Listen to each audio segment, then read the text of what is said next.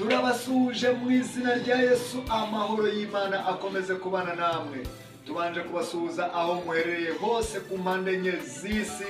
Uwiteka abane namwe. Ntabwo twabura kubabwira yuko uburyo muri gukomeza kubana natwe biri kutunyura bikatubera umugisha, kandi mu by'ukuri bikadutera imbaraga zo gukomeza gukora no kubagezaho amakuru menshi atandukanye muri gospel, mu ndirimbo z'amakorali atandukanye. Uyu munsi rero tugiye kuganira kuri korali yitwa Naloget Singers Choir. Nukuri iyi korali ni korali iri kubikora neza, ni korali y'abantu bake mu buryo bugaragara, ni korali y'imiryango mike yishyize hamwe kugira ngo ibasangize cyangwa se ibagezeho indirimbo z'Imana kandi mubashe kunyurwa. Tugiye kugaruka rero tuyikinaho gatoya igice na chorus ku ndirimbo zabo bamaze iminsi bari gukora, kuko ni korali ivutse vuba, maze tuze kugaruka tuganira namwe kandi kutubwira ngo mubibonye gute. Ni cya kiganiro rero, wowe ubibona ute? Imana ikomeze kubana namwe, reka tuyibakire.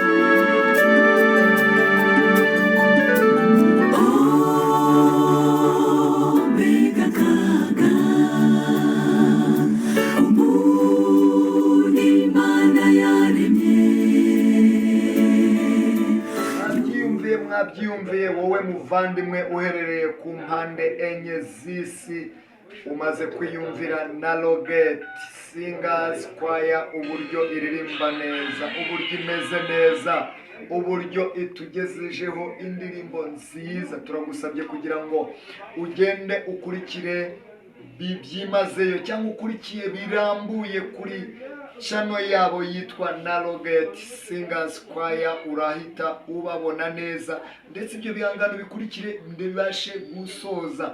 Tugiye rero kugaruka tubazanira umutumirwa wo muri iyo korali, akaba n'umuyobozi wayo, maze atuganirire byinshi bitandukanye, uburyo korali yavutse, uburyo yabayeho, ingorane bafite kugeza uyu munsi, uburyo urwo rugamba bari kurwana rw'indirimbo. Ni ukuri, reka tumuhamagare. Uwiteka akomeze kubana namwe, kandi nizere ko iki kiganiro tugiye kugirana mwese kiri bubanyure. Amahoro y'Imana abane namwe. Hello. Hello. Ya, muraho neza Mr. John?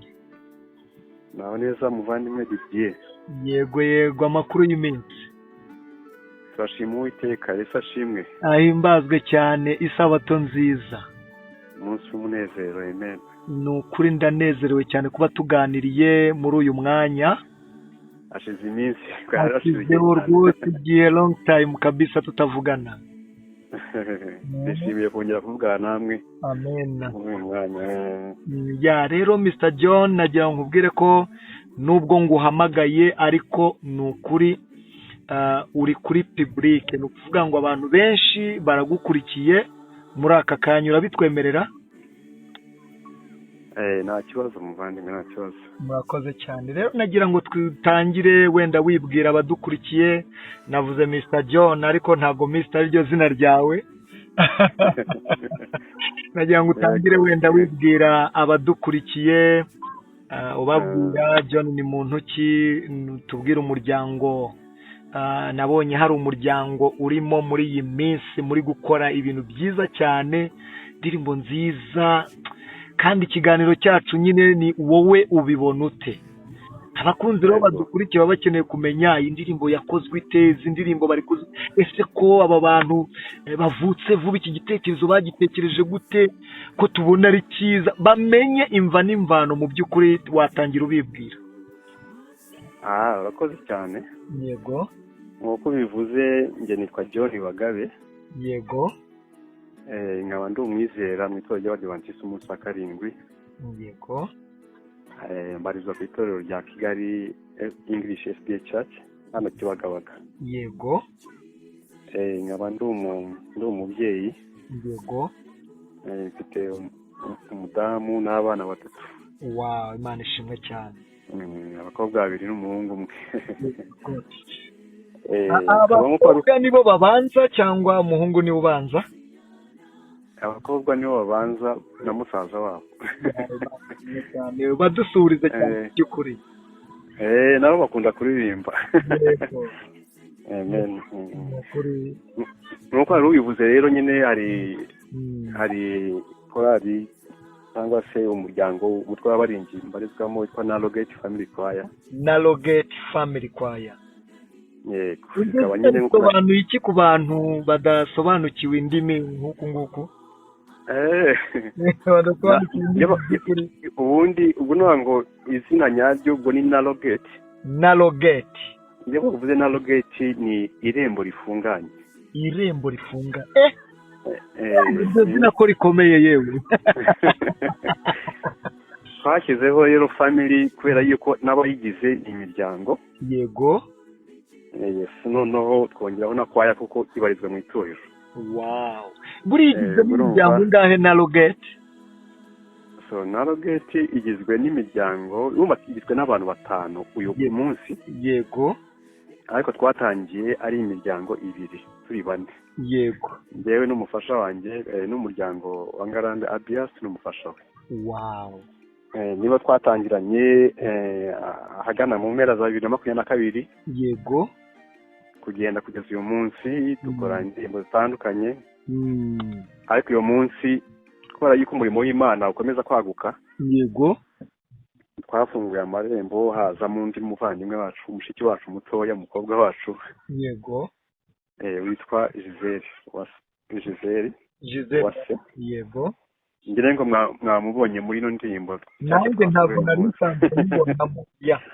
Ntabwo uyu munsi nibwo nawe yatangiye akomezanyije natwe urwo rugendo rwo kubwiriza ubutumwa bwiza. Bibaza ko natwe muzadufungurira amarembo cyangwa mwahise muyafunga? Ntabwo afunze ko umurimo n'uwiteka kandi agomba gukorwa n'abantu. Amina. Narrowgate kubera iki mwahisemo korali kuyita irembo rifunganye? Mwasanze umurimo wo kuririmba ufunganye cyangwa? Ntabwo umurimo wo kuririmba ufunganye, ariko muri rusange. Yego. Ni izina rikomoka muri Bibiliya. Ufunganye, Yesu niba abwiye abantu ati nuko muharanire kugira mu irembo rifunganye. Yego. Mu by'ukuri igihe cyarageze nawe urabizi. Yego. Uko tugenda igihe kigera mukashakisha izina rya korali, twaricaye abantu bazana amazina atandukanye yigaho. Ariko tubona yuko ino zina ryo ryiza ridukwiriye bijyanye n'igihe tugezemo twubwiriza ubutumwa gusa nk'aho bugana ku musozo kuko duhagaze mu isaha ya nyuma. Ni ukuri. Imana yari duhitiyemo. Kuri Imana ishimwe cyane. Ni izina ryiza nubwo wenda nishatse kugira ngo wenda abadukurikiye basobanukirwe. Ariko ni izina ryiza, irembo rifunganye, n'ubundi rinyuramo abemeye kwihanganira ibibagerageza. Kandi uyu murimo ntabwo tuzabura ibitugerageza tukiri mu isi. Mu by'ukuri icyo udusaba ntabwo ari ibintu byoroheje. Yego. kuyinyuramo birasaba ubwitange bwinshi cyane. ubwitange muri ya sirenge y'ikigiye kwitera icyuma ariko ukagira aho uva naho ugera mu murimo w'Imana. Ya Mr. John rero urakoze cyane kuba utubwiye na Rogate amavu n'amavuko yayo kuva 2022 tubwiye ko aribwo mwavutse. Mufite ibihangano bingahe kugeza uyu munsi? Kugeza uyu munsi dufite ibihangano byinshi ariko ibyo tumaze kugeza hanze yego kuri public ni indirimbo zishyitse kuri enye. Yego, harimo indirimbo ya mbere twabagejejeho yitwa Umunara. Nyuma yaho twabahaye indi ndirimbo yitwa Yerusalemu. Yego, mwene mwarayibonye ikurikirwa n'indirimbo yitwa Agacu. Tukaba twabazaniye n'iyi ngiyi yitwa Kaperinawumu. Yego rwose izo ndirimbo zose bakunzi ba DDK TV Gospel Show mu kiganiro wowe ubibona ute? Turaza kugerageza tubakinireho duto kugira ngo namwe mugane na Rogate Family Choir kugira ngo mu by'ukuri mu murimo batangiye kandi umurimo utoroshye nk'uko namwe muri kubyiyumvira mujye mujyayo mukore subscribe, like na comment. Nizo ntego zacu kugira ngo tujye dufasha abavandimwe bakoze ibishoboka bakitera icyuma bakagerageza kuwukora kugira ngo natwe tuzamuke mu byamwuka wera. Rero Mr. John reka twigerere kuri iyi ndirimbo yitwa Kaperinawumu. Mwayitekereje gute mu by'ukuri ko ari indirimbo nabonye nziza ifite igitekerezo cyiza cyane? Kuki mwageze kuri Kaperinawumu mukicara mugatuza mugavuga reka tuyandikeho? Iyi ndirimbo Kaperinawumu ni indirimbo ifite ubutumwa bukomeye cyane. Nayumvise rwose pe. Ni indirimbo ifite ubutumwa buburira butwibutsa kutarangara kuko hari wenda hari ibintu byinshi tuzi mu ijambo ry'Imana tukumva tunyuzwe nabyo, twumva twagezeyo.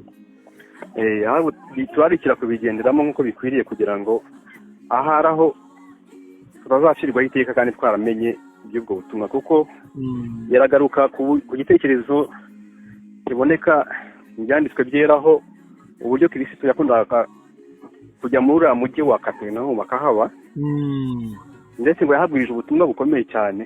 Yego, kandi ngabo banyuzwe n'ubwo butumwa bwiza. Ni ukuri. Ariko igitangaje cyane nuko batigeze bakizwa nabwo. Bakomeza kudakoresha neza igihe kugeza igihe Yesu igihe yakoresheje icyo kwaguriza ubutumwa bitabagiriye umumaro. Nibyo. Rero natwe mu by'ukuri iyo urebye muri iki gihe noneho nk'abagize umuryango w'itorero ry'Imana, iyo urebye ubutunzi bw'ibyanditswe byera dufite ukareba ababwirizabutumwa batandukanye batumiza imbere, tukareba ibyanditswe byera dutunze na Bibiliya y'ijambo ry'Imana dusoma buri munsi. Yego, dukwiye kuba maso kugira ngo ibyo ngibyo byose twiga bitaduciraho iteka ahubwo bitwitegurire kugaruka kwa Kristo. Yego. Rero muri iki gihe cyo kwitegura kugaruka kwa Kristo dukwiye kubwira abantu ubutumwa bubaburira bubakangura, butuma buri muntu wese atekereza ese njye giti cyanjye mpagaze gute. Nibyo. Ni muri iyo context cyangwa se ni muri urwo rwego twatekereje ko ino ndirimbo umuntu umwe muri twebwe abasha kuyitekerezaho yandika ubwo butumwa abutugejejeho twumva ni bwiza cyane. Wow, rero nagira ngo tukiri kuri iyi ndirimbo ya Kaperinawumu udusobanurire neza ku rugendo rw'iyo ndirimbo, tubwiye uburyo impamvu igitekerezo mwatinze kuri Kaperinawumu. Ariko nagira ngo ngusabe twiyemeje rero kuzajya tubaza abantu bakoze indirimbo nk'izi kandi nziza zifite ubutumwa bwiza bwubaka,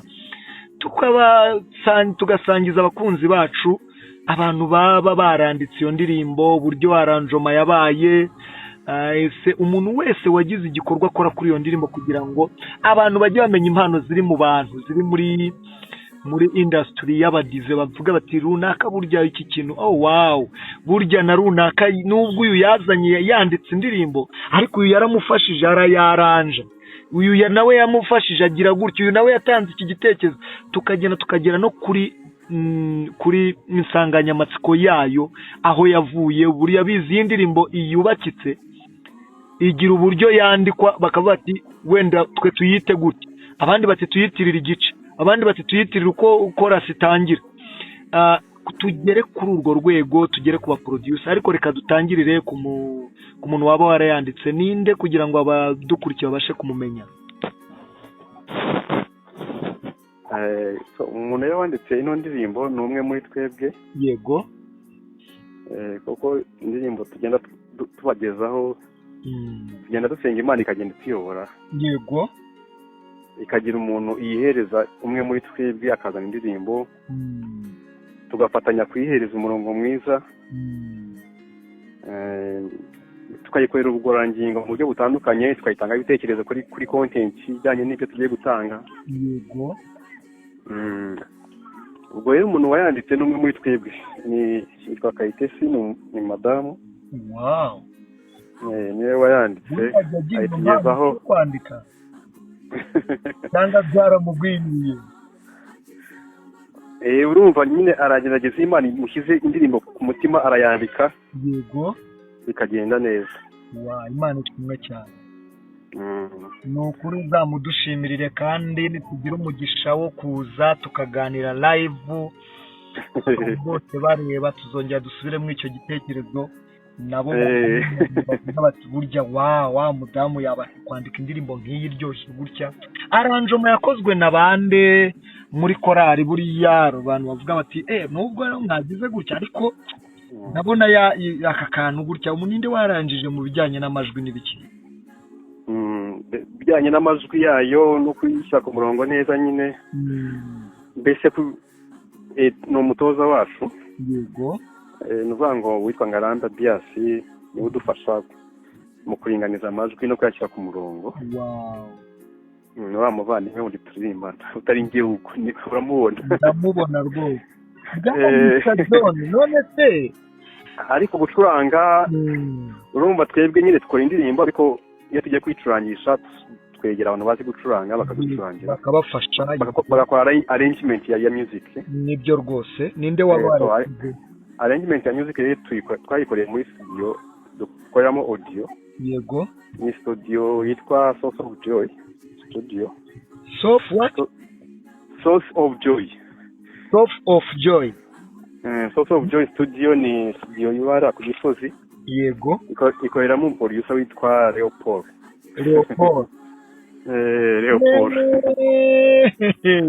Okay, namumenye. Numvise iryo zina ntarimenyereye. Kuki mwahisemo kujya muri ya studio? Niwe rero mu by'ukuri ujya dukorera aya audio tugiye tubagezaho. Niwe dukorana na zino music, niwe uziducurangira. Reka nkubwire guhera kuri A kugeza kuri Z. Ariko buriya Leoporo, buriya ni inshuti yanjye, nubwo tutigeze kugira amaproje dukorana. Ariko ndabizi ko ari umuntu ufite impano yo gucuranga ibintu kandi byiza bituje. Anyway, reka mvuge ngo burya itorero ryacu hari uburyo bumwe cyangwa ubundi twiyemera. Wari ubizi?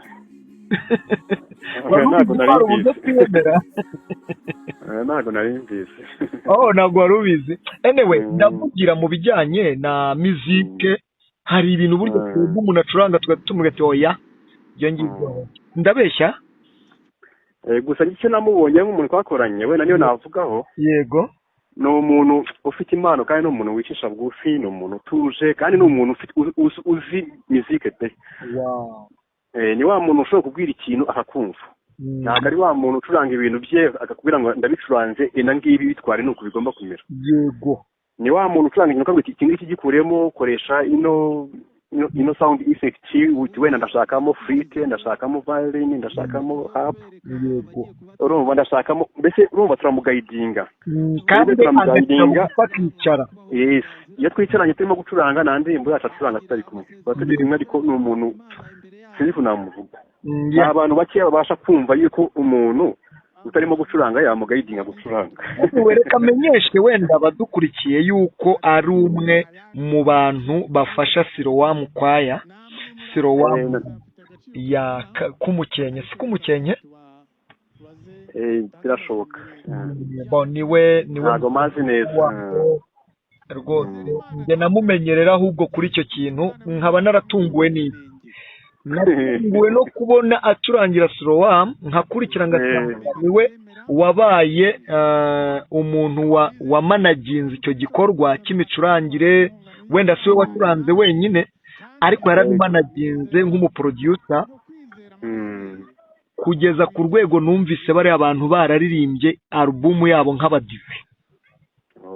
Oya nicyo namukundiye, so kuba rero mwaramugiyeho ni ukuri nanjye ni umuntu nemera. Abakunzi ba Didike ni mu byumve yuko iyi korari rwose yakoze ibintu byiza. Iyi ndirimbo itona neza. Ninjye wa mbere ubikubwiye? ntabwo ari we wa mbere, n'abandi bahembye batubwiye ko ari nziza, amajwi araryoshye, anyway imeze neza rwose. Reka wenda twikomereze, ntaza wenda kugutinza, ariko mu by'ukuri nk'uko naguhamagaye nagira ngo tugere kuri uyu munsi wa none. Iyi ndirimbo mu by'ukuri ni nziza, waduhaye urugendo, indirimbo mumaze gukora. Ni izihe mbogamizi cyangwa inzitizi muri guhura nazo cyangwa mwahuye nazo muri uru rugendo rutangira? Iyo abantu batangira burya bahura n'inzitizi. Ni izihe nzitizi, ni izihe mbogamizi mufite muri iyi minsi ku buryo wazisangiza abadukurikiye muri aka kanya? urakoze cyane igihe burya nubwo ibintu biba bimeze neza ariko inzitizi zo ntizibura muri uyu murimo, kuko uyu murimo wa data ni umurimo mugari cyane. Yego, ni umurimo mugari cyane, ni umurimo usaba ubwitange bwinshi, ni umurimo usaba n'ibintu byinshi. yego, iyi nzitizi ikomeye tuhura nayo cyane cyane mbere no ubushobozi. yego, ikintu kitwa ubushobozi, kuko urumva n'indirimbo kugira ngo ubashe kuyikora wowe urabizi, nibyo gukora indirimbo iboneke ice muri ziriya steps zose igere ku rwego uyu munsi iriho nk'uko abantu bayibona uyu munsi, biba bisaba imbaraga nyinshi cyane z'amafaranga. biragaragara rwose. Koko buriya amakorali muri rusange sinatwe gusa, wenda tunagareka n'inzitizi tureba gusa, ahubwo ni amakorali muri rusange usanga bafite indirimbo nyinshi ariko kuzigeza ku bantu biragorana kubera ikibazo cy'ubushobozi.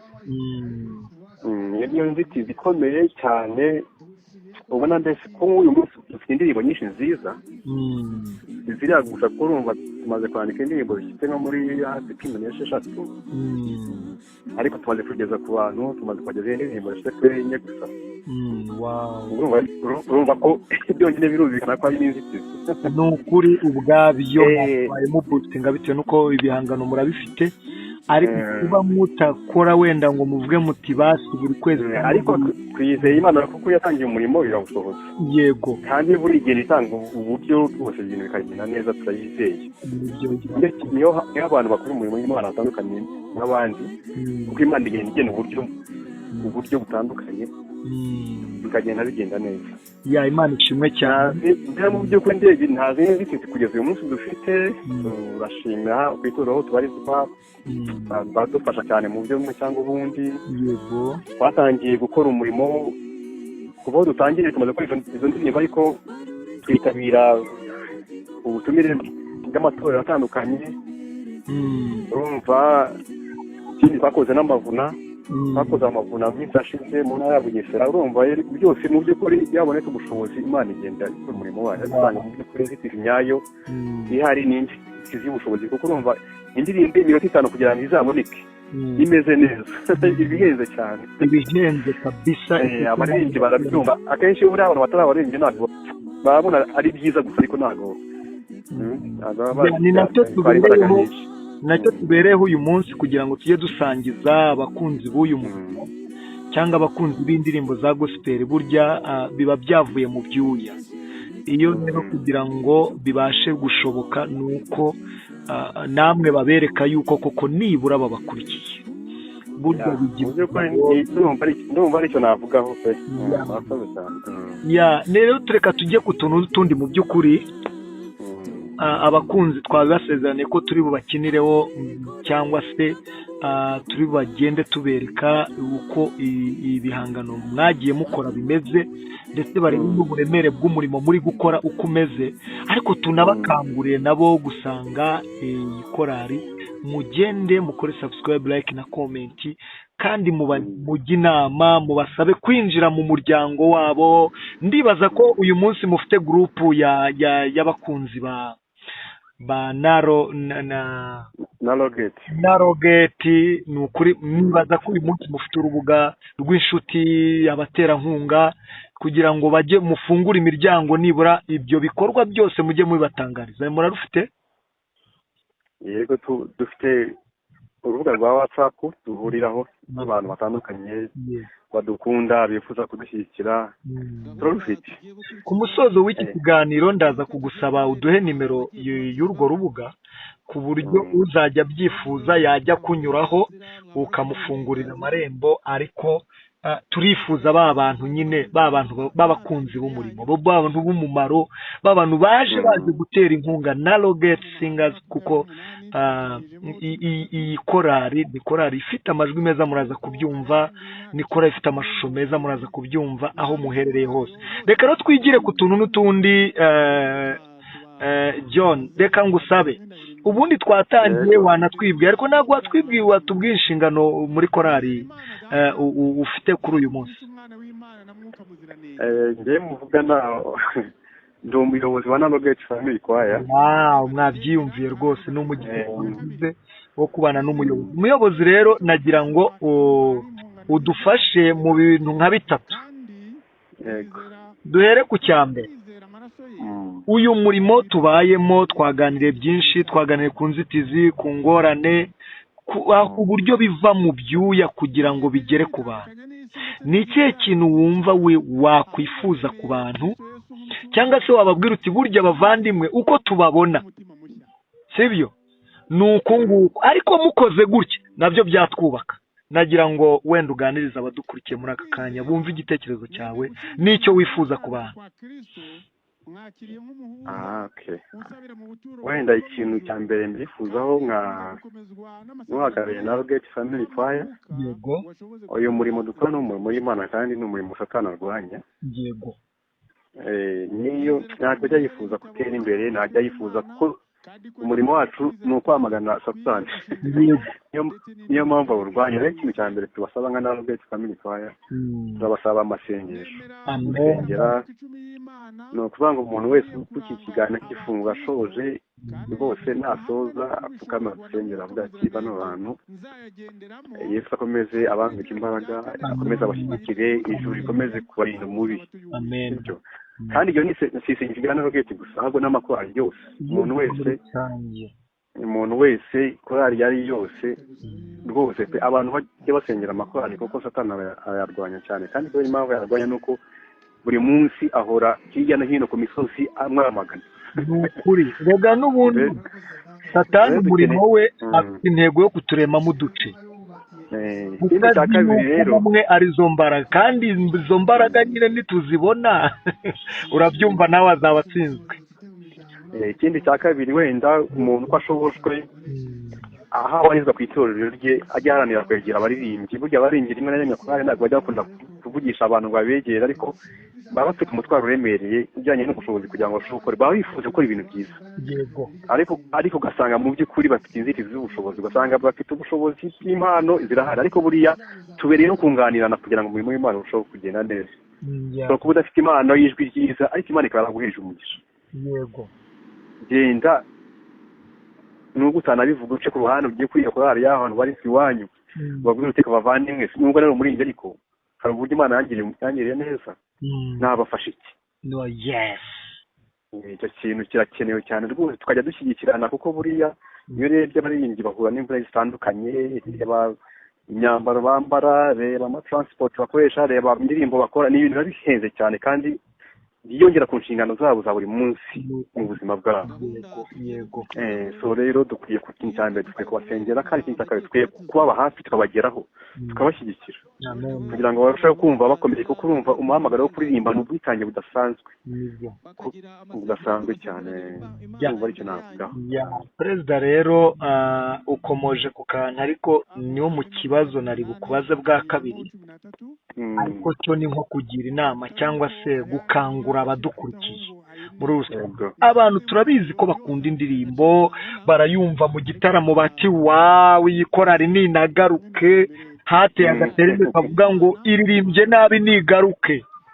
ariko ugasanga rwa rukundo bayeretse rwa rukundo aho ngaho nyine mu gitaramo, nyamara yakora rigiye gusohoka batandukanye bibe birarangiye, nta kongera kuyikurikira ngo bayibwire cya kindi uvuze aka kanya. hari akantu rero nuririyeho kandi nabundi nari kubaze, ubibona ute uyu muntu ukunda indirimbo, uyu muntu ukunda korali, ariko ugasanga mu gihe cyo kujya kugira ngo abone ya ndirimbo ajye kuyikina iwe mu rugo, ugasanga ari guhamagara kuri WhatsApp, ngira ngo nawe ibyo bintu ujye ubibona, hakubwira ati tinyohereza kara karimbo kararyoshye, kandi mu by'ukuri ibintu byavuye mu mvune, mu marepetisiyo, abaririmbyi bararepesa, abaririmbyi bagize. Ni iyihe nama watanga ku bantu muri rusange bakava mu bintu byo kumva yuko ibintu by'ubusa? Wowe ubyumva ute kwanza, ubibona ute?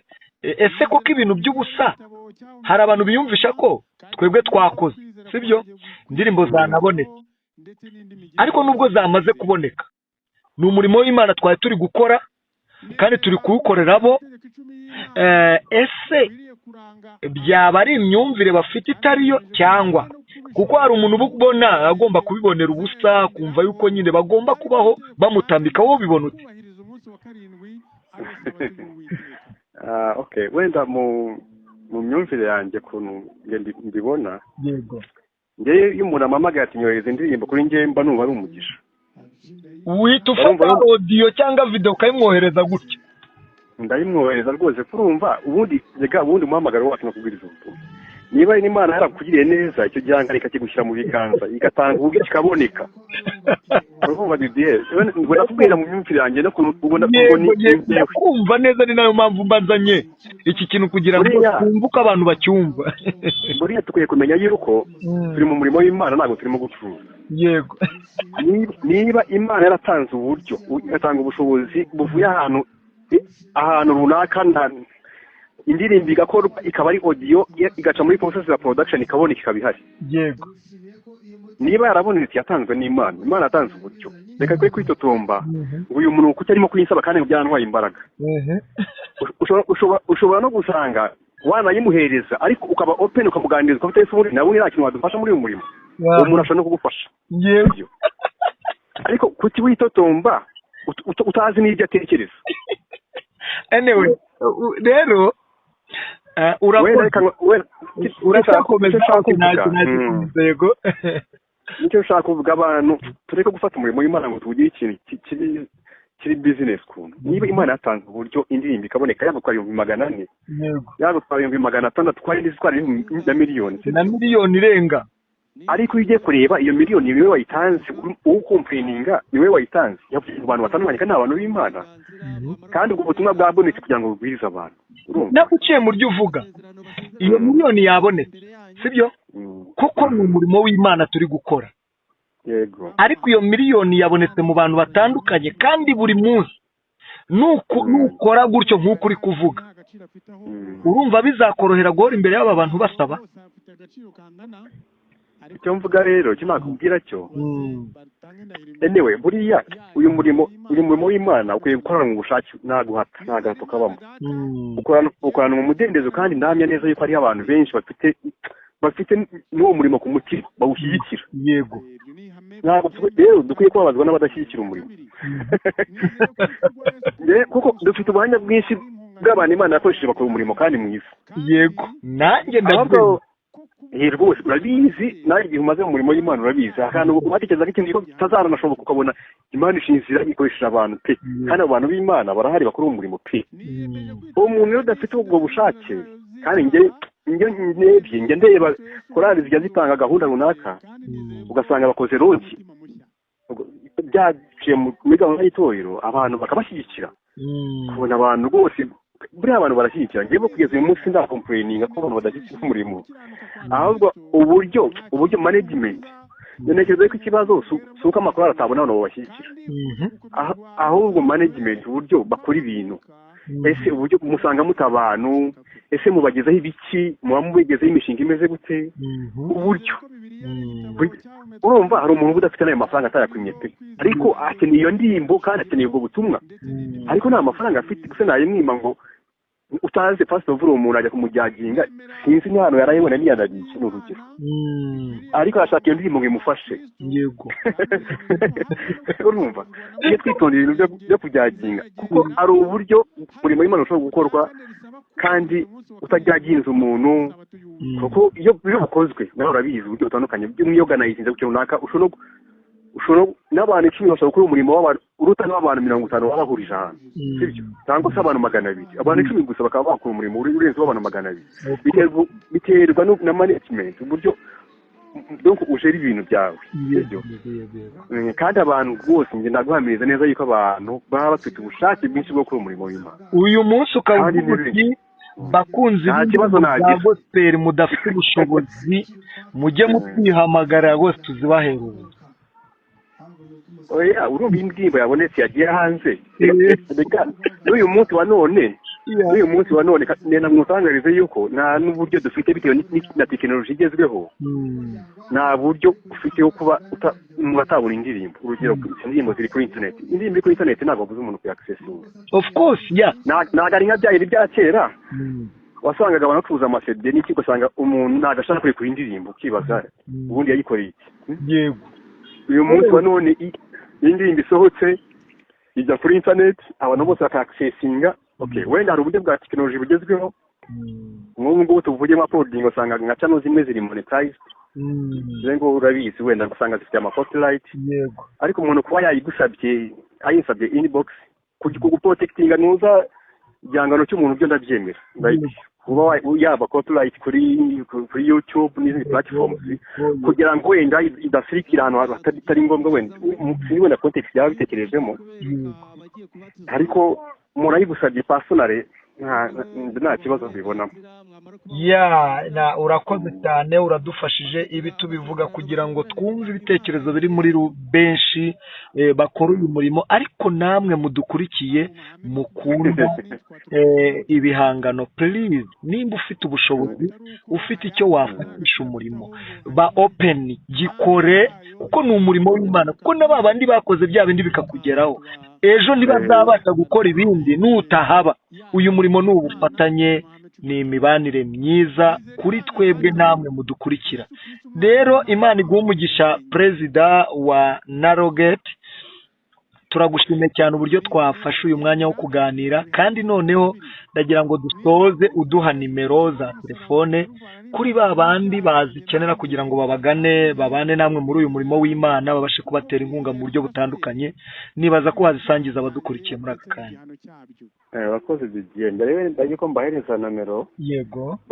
Badushakaho hari ikintu nabisabira abadukurikiye bose baza kureka ikiganiro. Yego. Ikintu cya mbere nk'uko nabivuze ni ukudushyira imbere y'Imana, akomeza kudusengera kugira ngo Imana ikomeze kudukoresha ibikwiriye. Amen. Ikindi cya kabiri ndabasaba yuko bajya kuri channel yacu yitwa Narrowgate Family Choir. Yego. Wenda gushyiraho nka link kuri iki kiganiro kugira ngo bashe kubona kujyayo, barahasanga indirimbo zacu kandi ni nziza zishobora kubafasha, yaba bakena ikwasohoye n'izindi, kandi bakore subscribe kandi badufashe kuzisharinga ku magroupe babamo ya WhatsApp ahantu hatandukanye, kugira ngo dufatanye kwagura ubutumwa bwiza. Of course uwo murimo ni njye uri buwutangire bwa mbere. No turabasezeranya kandi ko wenda nsoza nuko tubasezeranya yuko umurimo watangiye kandi ukomeje. Dufite n'izindi ndirimbo nziza cyane zizakurikiraho. Yego. Katwe nawe mwayibonye kandi nziza, ariko hari n'izindi ndirimbo tuzakurikizaho. Nabasezeranije ko ndi bugeraho dutoya kugira ngo nabo bagire amatsiko yo gusanga Narrowgate kuri channel yanyu, mbese babakurikire. Nugeraho ni korali imaze igihe gito mwabyiyumviye, nibaza ko ni imyaka 2, nibaza ko imyaka 2 yaruzuye. Yego. Ubwo rero ni korali mwumva itangiye vuba, ariko iri gukora ibintu byiza by'indashyikirwa. Nugerayo rero ukabona ibyo bintu birakuryoheye, bandikire babwire ati wawu mwakoze, burya bibatera imbaraga zo gukomeza. Ukore subscribe, like na comment nk'uko perezida abivuze. Imana ibagirire neza. Reka noneho tugaruke dufata nomero ya telefoni yanjye mushobora kutubonaho. Ikindi nababwira ni uko mu by'ukuri mudutumiye ahantu hatandukanye muri events musute zijyanye no kuririmbira Imana, nta kibazo mushobora kudutumira, nta kibazo. Ubutumire bwose turabwakira. Ubutumire tutajya twitabira ni ubutumire wenda bujyanye n'ibintu bijyanye n'amafundraising aba ku isabato, ntabwo nawe bwite tubwitabira. Abana nashaka kugira ngo wenda nacyo nakivugaho, yego, ariko ubundi butumire butandukanye nta kibazo. Ariko fundraising ziba ari ku cyumweru cyangwa se undi munsi ari ku isabato turazitabira, kuko twazijyamo ni ukugira ngo bekiriye. Ariko kubera ku isabato umucyo w'ijambo ry'Imana ntabwo tujya tubugeninga, haba nk'amaronki y'amakorali yakoze ku isabato cyangwa se nubwo yaba ari gahunda yateguwe mu buryo runaka ariko irimo ibintu bya fundraising ku isabato tujya tubijyamo. Yego. Ubwo rero perezida ku nshanzemo aka kantu reka tukavugaho gato.